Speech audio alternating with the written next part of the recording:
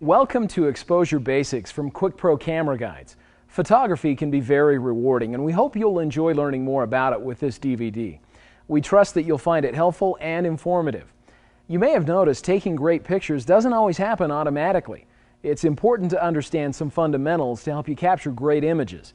No matter what camera you're using, the fundamentals of photography stay the same. This DVD was created to teach you some of the basic principles of photography, which are principles of exposure. Before we get started, let's talk a little bit about the exposure tips card that came with your DVD. This card was designed to be a quick reference to keep in your camera bag to help you when you're out taking pictures. It will help you remember the things that we'll be discussing today. Check the back of your card for coupon codes that can be used at quickproguides.com. Exposure is the process of allowing light to fall onto a photosensitive surface like film or a digital camera's image sensor. There are three major elements of exposure. These are aperture, shutter speed, and ISO. Mastering the relationship of these three elements will take your photography to the next level. Let's talk a little about your camera. A camera is a light-proof box designed to capture and record light. Let's first go over how your camera captures light. Most digital cameras are made up of four main parts. These parts are the lens, aperture, shutter, and image sensor. Light passes through the glass in the lens past an aperture. The aperture determines how much light continues through the lens to the shutter. The shutter is the gate that opens and closes for a precise amount of time and determines how long the image sensor will be exposed to light. The image sensor is a chip in the camera that records the light and then transfers that information to your camera's memory card.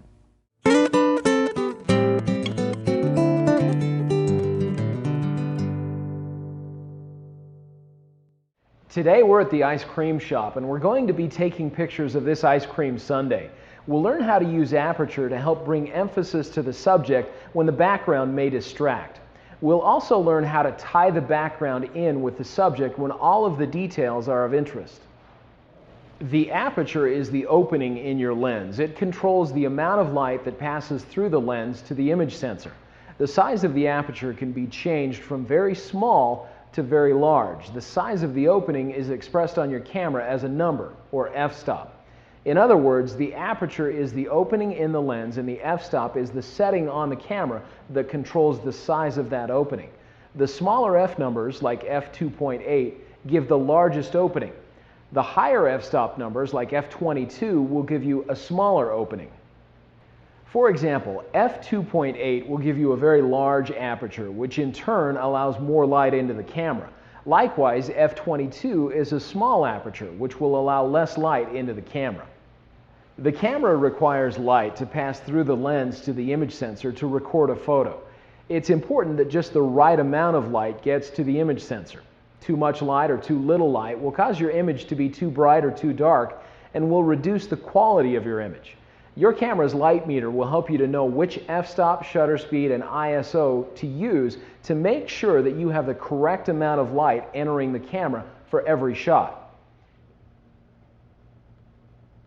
An underexposed image is too dark and you'll lose detail in the shadow areas. When the little arrow on your camera's light meter is to the right of the center point, it's indicating that the image will be underexposed.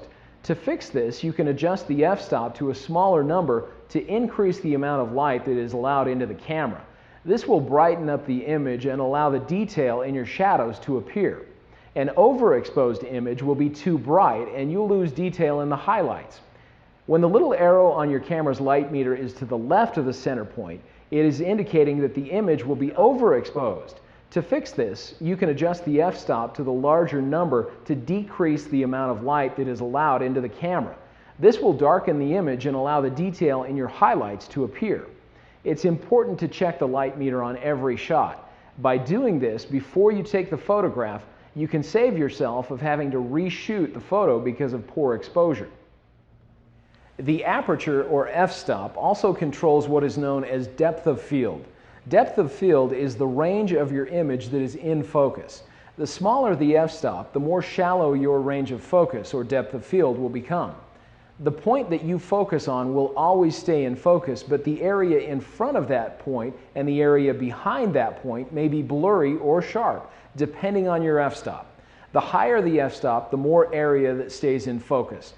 The depth of field always begins from the focal point and grows from that point depending on your aperture. These changes are created simply by changing the f-stop. A high f-stop number like f16 or f22 will give you a large depth of field and keep more things in focus. A low f-stop like f2.8 or f4 will give you a shallow depth of field, keeping the subject in focus, but making the space in front of the subject and behind the subject blurry. Depth of field is also controlled by the size of the scene. The depth of field on a close-up shot of our ice cream will be much shallower than the depth of field on a landscape, even if they're both taken with the same f-stop, because the landscape is a much larger scene. The depth of field is also in proportion to how close the camera is to the subject. If you use a very low f-stop number and you're very close to a subject, you may find that part of the subject is not in focus. For this reason, when photographing close-ups, you may want to use the very lowest f-stop. Digital cameras have two different modes that will allow you to change the f-stop. One is manual mode and the other is aperture priority mode. In manual mode, you'll be responsible for making sure that both the aperture and the shutter speed are balanced to make a properly exposed image. In aperture priority mode, you will only need to choose the aperture and the camera will choose the appropriate shutter speed for a properly exposed image. When we take pictures of this ice cream, we'll want to use a smaller f-stop to make sure that the background is blurry so that the emphasis is on the subject, the ice cream. If we use a larger f-stop, the background will be in focus and the ice cream will lose emphasis. So let's take a few pictures of this ice cream to see just how depth of field and f-stops are connected. First, we'll take some pictures with everything in sharp focus. To do that, we'll set the camera to aperture priority mode and choose an aperture of f22.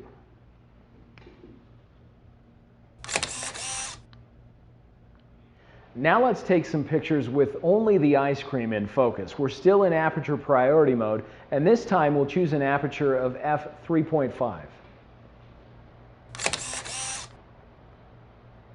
When we see both images side by side, it shows what a difference the depth of field can make. The photo with the shallow depth of field, the blurry background, immediately draws attention to the ice cream, while the photo with everything in focus has distractions in the background and can take away from the subject. As you're looking through the viewfinder, you may not be able to see the full impact of depth of field. When you change f-stops, they may all look very similar. It's a good idea to review the photographs after they've been taken to see the differences.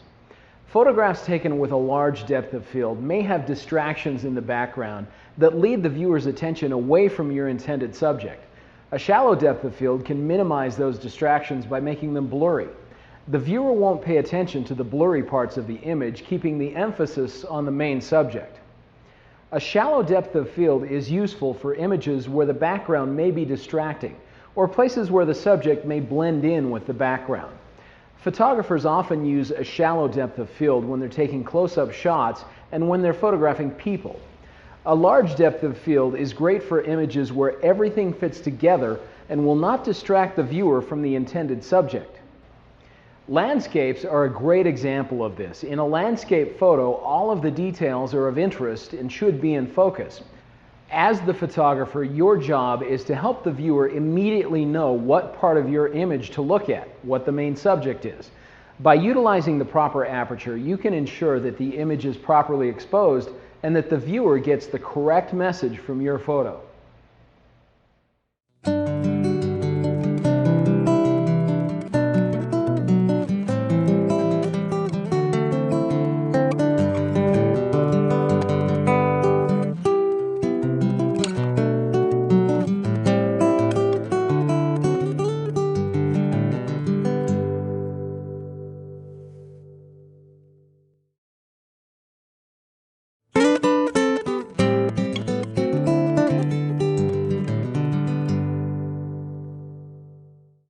We're outdoors today and we'll be taking pictures of this windmill as we learn about shutter speed and how to use it effectively.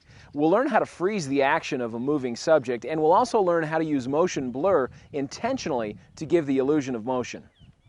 The shutter is the mechanism that keeps the light from entering your camera until you're ready to take the picture. Think of it like the shutters of a window on a house. It closes the window, or in this case the lens, and keeps the light out until you press the shutter release button. When the shutter release button is pressed, the shutter opens for a precise period of time, letting light into the camera to record the image. Remember, it's important to get the proper amount of light to enter your camera to get a properly exposed photo. The shutter can be set to stay open for a specific length of time to let the correct amount of light into the camera. The amount of time the shutter stays open when you press the shutter button is called the shutter speed. You can set your shutter speed to a very fast speed, like 1/1000th of a second, or a very slow speed, like 10 seconds or longer. The amount of time the shutter stays open will affect the exposure. When the shutter stays open longer, more light can enter the camera. When the shutter is open for less time, less light can get into the image sensor. The shutter speed combined with the aperture determine the exposure of each shot. It's important to have the correct combination of shutter speed and f-stop to allow just the right amount of light to enter the camera. If you use your camera's light meter, you'll ensure that you have the proper combination of shutter speed and f-stop to get a properly exposed photo. Sometimes the light meter's arrow will be on the left side of the meter. When this happens, the light meter is indicating that the image will be too bright or overexposed. To fix this, you can adjust the shutter speed to a faster setting, which will allow less light to enter the camera and make the image darker. When the light meter's arrow is to the right side of the meter, it's indicating that the image will be too dark or underexposed. To fix this, you can adjust the shutter speed to a slower setting to allow more light into the camera to make the image brighter. Shutter speeds are measured in seconds and fractions of seconds. They're indicated on your camera with numbers like these. The number 250 actually means 1/250th of a second, which is how long the shutter will stay open when you press the shutter button. The number 60 means 1/60th of a second. The number 2 means half of a second, and the number 1 with quotation marks means that the shutter will be open for 1 full second. Keep in mind, when a shutter speed number is followed by quotation marks, it means that the number represents full seconds. For example, the number 2 with quotation marks means that the shutter will be open for 2 full seconds and not a half of a second. It's very important to know when your camera is set to full seconds and when it's set to fractions of a second. Digital cameras have 2 different modes that will allow you to change the shutter speed. One is manual mode and the other is shutter or time priority mode. In manual mode, you'll be responsible for making sure that both the aperture and the shutter speed are balanced to make a properly exposed image.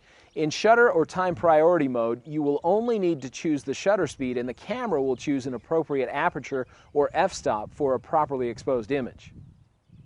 When photographing subjects that are moving, it is often preferred to use a fast shutter speed to freeze the action. Freezing the action makes it possible for the viewers to see the detail of the subject in motion.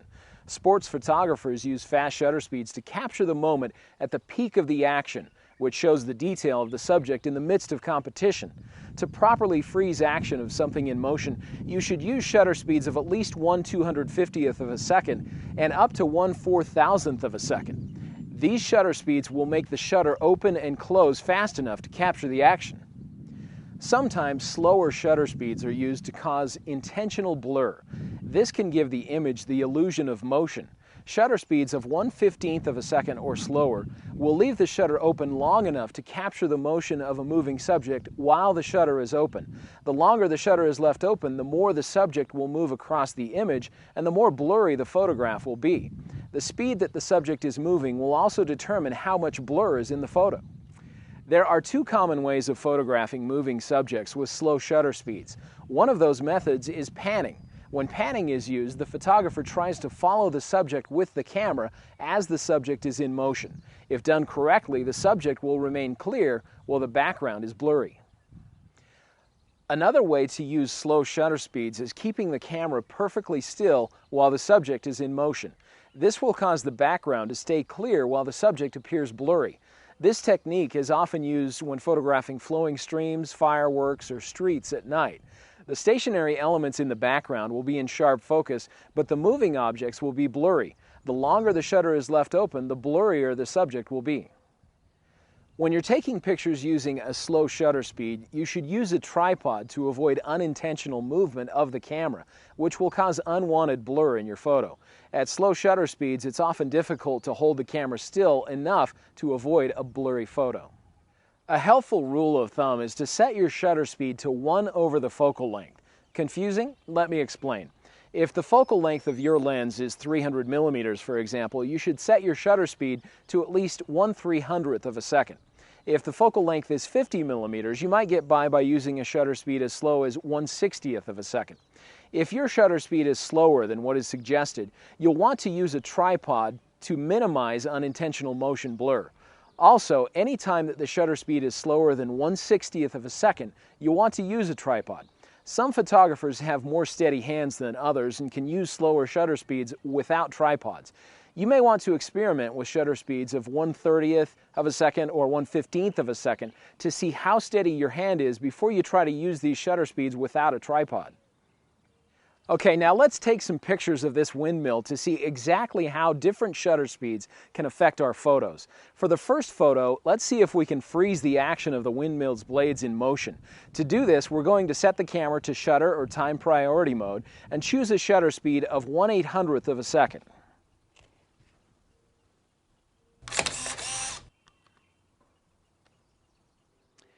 Now for the next photo, we'll try to give the viewer a feeling of motion. To do this, we'll make sure that the camera is still in shutter or time priority mode. We'll use a tripod and we'll choose a shutter speed of 3 full seconds. Varying your shutter speeds can help give a very different feel to photos of moving subjects. There are times when you'll want to see all the detail of the subject. These times call for faster shutter speeds. There are also times when you'll be willing to sacrifice some detail to give the feeling of motion and energy in your image. By choosing the right shutter speed, you can show the viewer the subject in the way you intended them to see it.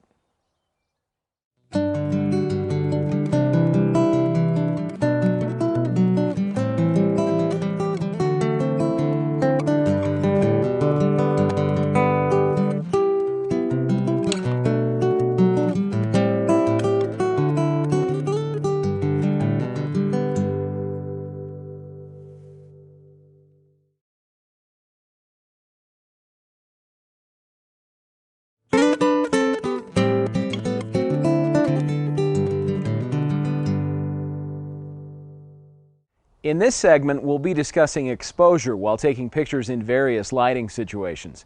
It's very important that the correct amount of light is allowed to enter your camera to record the image. Proper exposure is the most important thing you can do to make your photographs look better. One of the most important elements of exposure is ISO. We'll be taking pictures of this tricycle as we learn how ISO affects the exposure of your images. We'll take some pictures in the bright sun and some pictures in the shade. As we do this, we'll learn how the ISO should be changed as the lighting conditions change. The amount of light required to record the image is determined by your film speed, or ISO. Digital cameras still have the same concept as film speed. On your digital camera, ISO refers to the image sensor's sensitivity to light. Some ISO settings react very quickly to light and need very little exposure to capture the image. These ISOs are good for photographing indoors and in lower light situations. Other ISO settings are very slow to react to light and require more exposure to record the image. These ISOs are good for photographing outside in bright sunshine. You can set the sensitivity of your camera's image sensor with the ISO setting. The ISO can be set for a variety of situations and is measured in numbers like 100, 200, 400, 800, and 1600. The higher numbers will be more sensitive to light and require less exposure or light to get to the sensor. The lower numbers are less sensitive and require more light to get to the sensor for a proper exposure.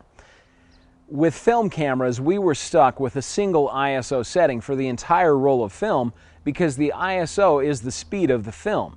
You could not change your ISO setting in the middle of a roll if the lighting situation changed. With digital cameras, we can easily change the ISO setting with every shot with only a simple change in the camera. This allows the photographer more freedom to take pictures without the need to stay in similar lighting situations. You can freely move from bright sunlight to dimly lit situations, and with a quick adjustment to your ISO setting, you can keep taking well-exposed photos. Higher ISO numbers indicate a higher sensitivity to light. The image will be recorded much faster and needs less exposure. This is great for photographing in areas with very little light, like indoors or heavily shaded areas. You may wonder why we would ever use a lower ISO, since higher ISOs provide more flexibility because they're more sensitive to light. The drawback to using higher ISO settings is that they introduce more digital noise into the image. Digital noise is how we describe the undesirable grainy appearance of a digital image. Noise or grain looks like tiny dots of random colors in an otherwise even area on the photo. Photographs taken with a high ISO setting will appear less sharp than those taken with a low ISO setting. It's important that images are as clear as possible. For this reason, you'll always want to use the lowest ISO setting you can, but still get proper exposure. Proper exposure is the most important thing to make your image quality as high as possible. Never underexpose an image because you didn't want to increase your ISO. A well-exposed image taken with a higher ISO will always look better than an underexposed image taken with a lower ISO setting. Lower ISO settings will produce a much higher quality image but require more light to record the image. Image quality is important, especially when you plan on enlarging your photographs. They may look clear on your camera's LCD screen, but when you make a print, you may realize that a photograph taken with a high ISO setting is more grainy than you thought. To keep your images as sharp as possible, you should use the lowest ISO possible. So how do you know which ISO to use? Well, here's a guide that can help you. It's also on your photography tips card, so it's okay if you don't remember all this right now. If you're shooting pictures outdoors in full sun, you'll want to set your camera to a fairly low ISO setting, between 1 and 200. You'll want to use ISO 400 if you're taking pictures outdoors in the shade or on a cloudy day. ISO 400 is also good for indoor photos with plenty of window light. And if you're shooting action pictures or pictures in poor lighting conditions, you'll want to use a very high ISO of about 800 to 1600. Now let's take a few pictures of this tricycle, and as you can see, we're outdoors in a very well lit area. Since there's a lot of sunlight, we'll set the ISO to a very low number, 100. If we use this ISO setting, the image will retain its clarity and crisp detail, which will create more visual interest. Now let's take a few more pictures of this tricycle, and as you can see, we've moved to a heavily shaded area of the yard and there isn't as much sunlight.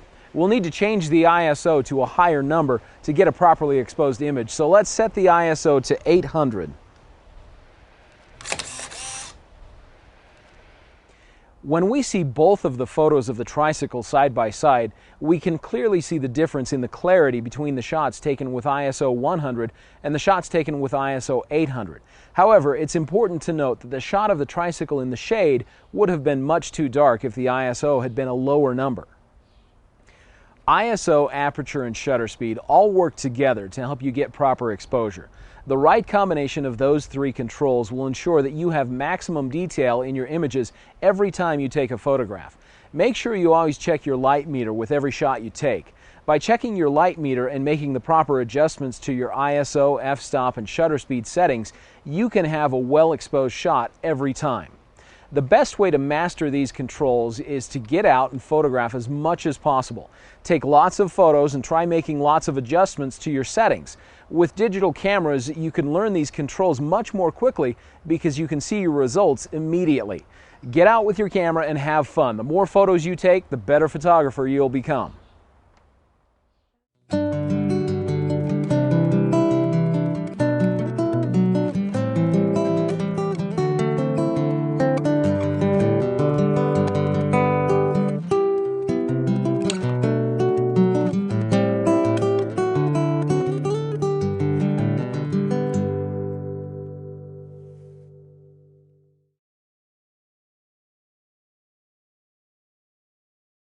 Thanks for watching Quickpro's Exposure Basics DVD.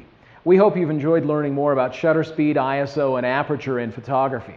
We know this new information will give you enough confidence and know-how to take your photography skills to new levels. If you'd like to learn more about your camera, be sure to check out Quickpro's camera guides for digital SLRs. Visit quickproguides.com to see our full line of instructional DVDs and camera-specific tutorials. Remember to use your exposure tips card to help you when you're out taking pictures, and you can review any section of this DVD that is most helpful to you.